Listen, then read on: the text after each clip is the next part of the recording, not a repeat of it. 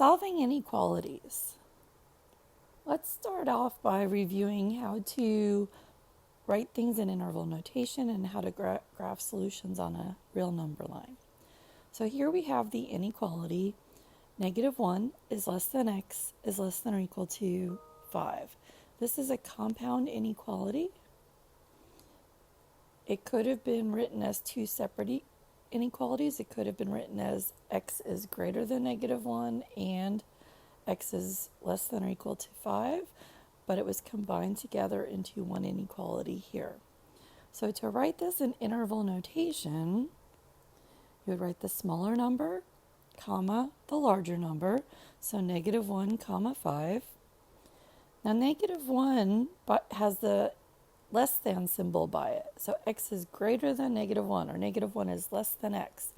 But x cannot equal -1. There is no equal bar. To show that, we use a curved parenthesis.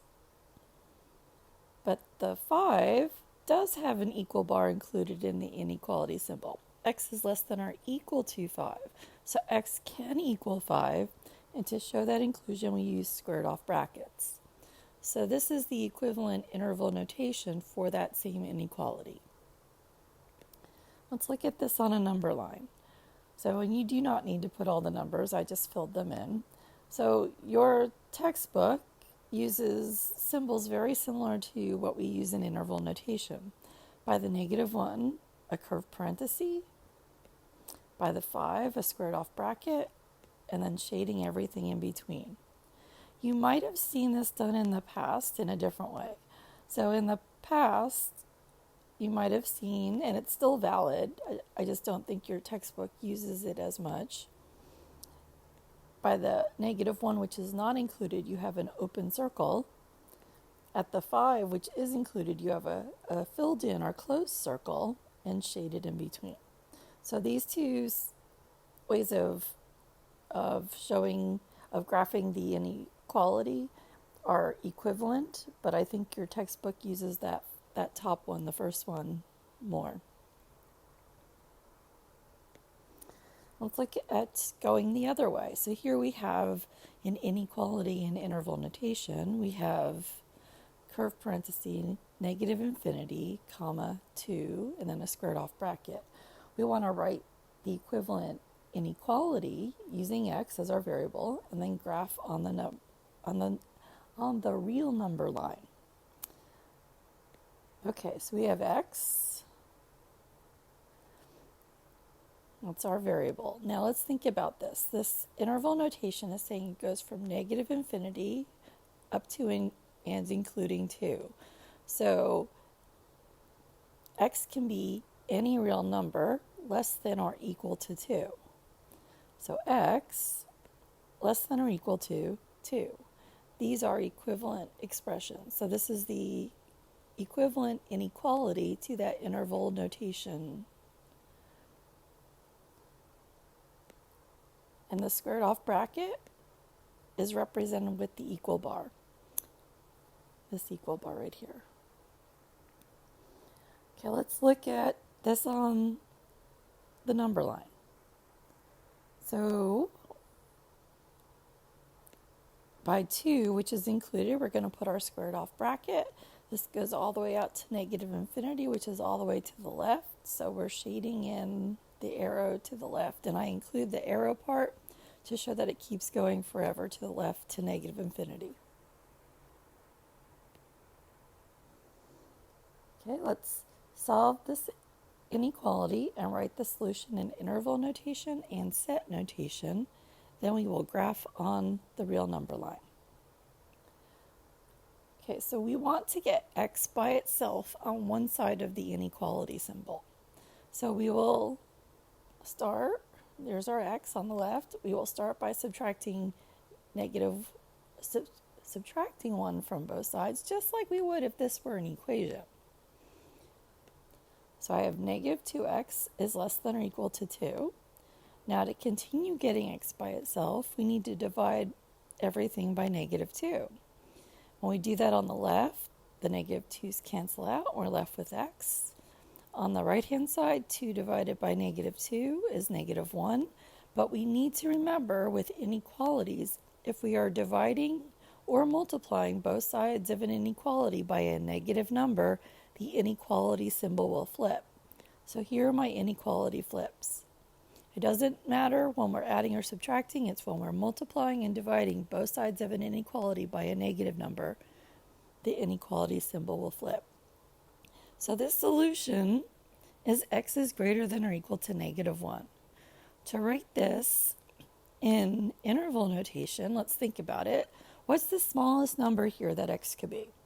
-1. So let's write -1, comma. Now this keeps going forever. X can be as big as we want. X is greater than or equal to -1. So to show that, we write infinity. So -1, comma, infinity. And we'll put a squared off bracket by -1 because there was an equal bar in the symbol. And all infinities, whether it's positive infinity like we have here or negative infinity, will always have a curved parenthesis because infinity is not an actual number that x could equal. It's a concept. So this is the interval notation. And then let's look at set notation. For set notation, we need the curly braces. So we have the set of all numbers, x, and we have a vertical line that means such that, and then we can write our inequality. X is greater than or equal to -1. So this is an equivalent form in set notation.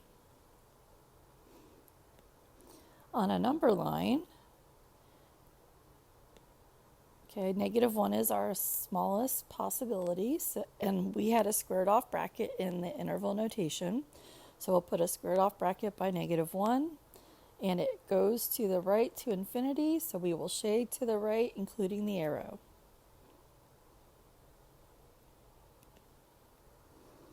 Okay, here's a compound inequality. We will solve this and write the solution in interval notation and set notation, and then we'll graph it again.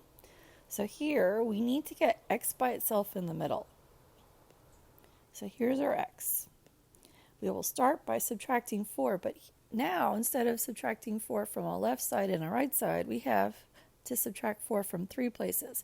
From the left side, from the middle, and from the right side. Okay, so in the middle, I'm left with -3x. 2 minus 4 is -2, so I have -3x is less than or equal to -2. And then -5 minus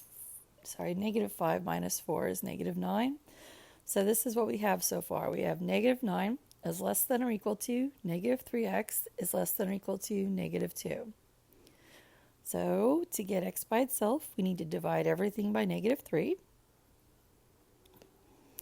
In the middle, by the linear term, they cancel out and we're left with x.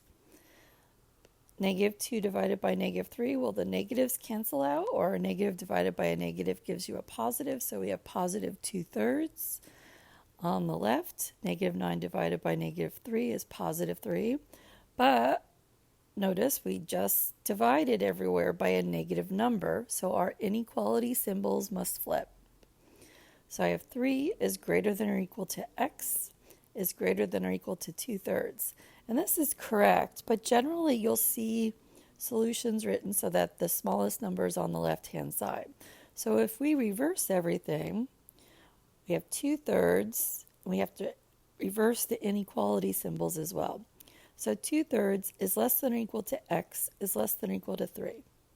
Now notice, these symbols are always going to be facing the same direction. We're not going to have a mix of directions with the symbols in a compound inequality.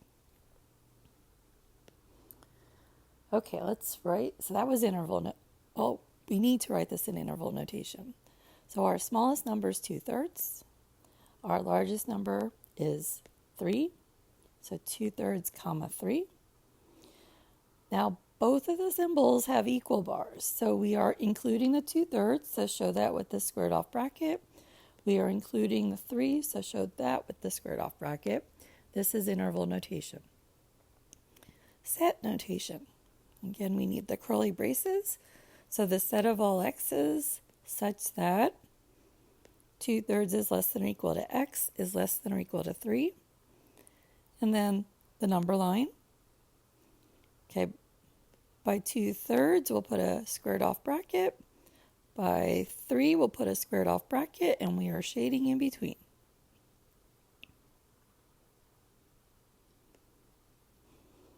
Okay, here's another one for us to solve.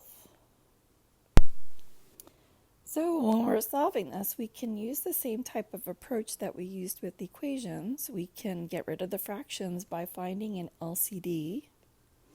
So here our denominator is 3, we have a denominator of 2, and then 3 again. So our LCD needs to be 2 times 3, or 6. Let's multiply all 3 terms by 6. In the first case, the 3's cancel, and we're left with 2 times 1, or 2.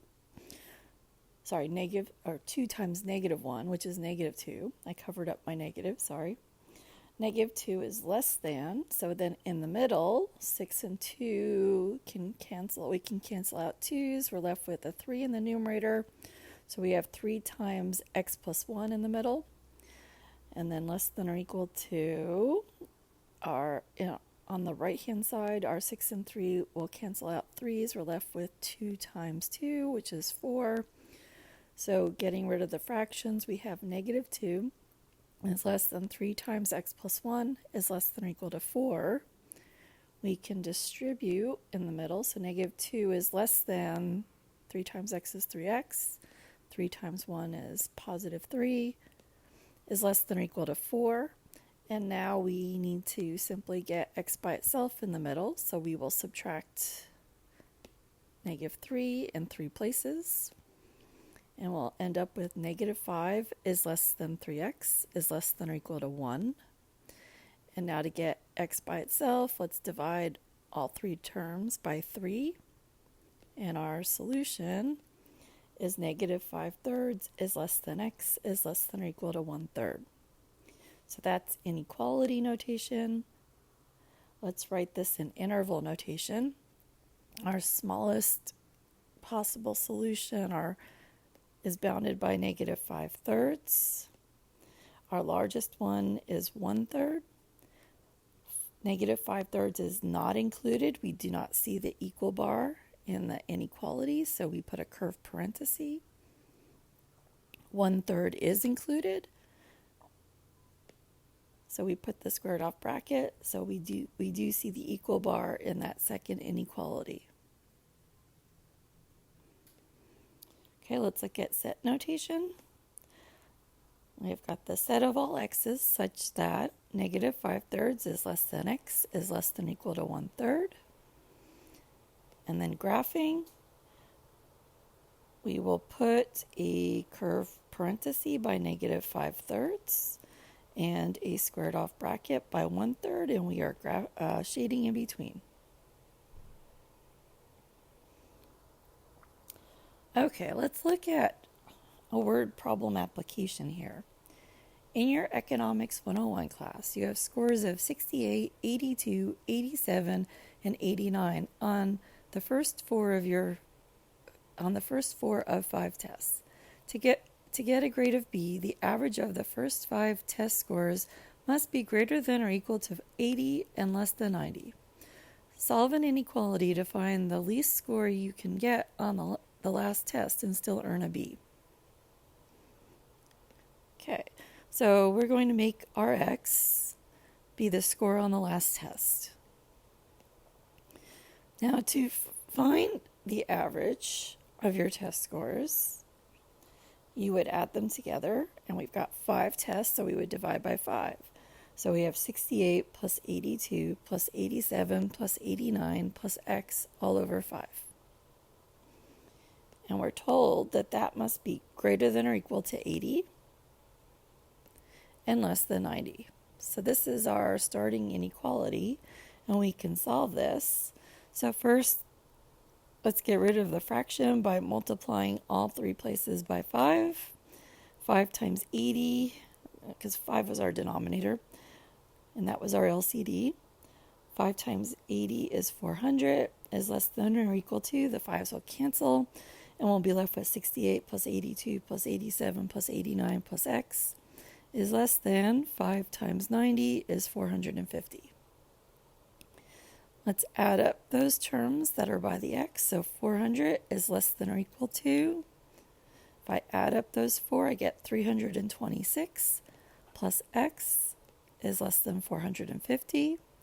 Let's get x by itself by subtracting 326 from all three places. And we end up with 74 is less than or equal to x is less than 124. So what this means is that you need to score at least a 74 on the last test and still earn a B. So you need at least a 74 on the last test. I do want to point out that in order to get a B, x needs to be less than 124, which all of our x's, like you're not going to score unless your professor is giving lots of extra credit, your score will be less than 124. So in this case, we probably don't need to worry so much about our upper boundary. But it also probably means you could not score an A in this class.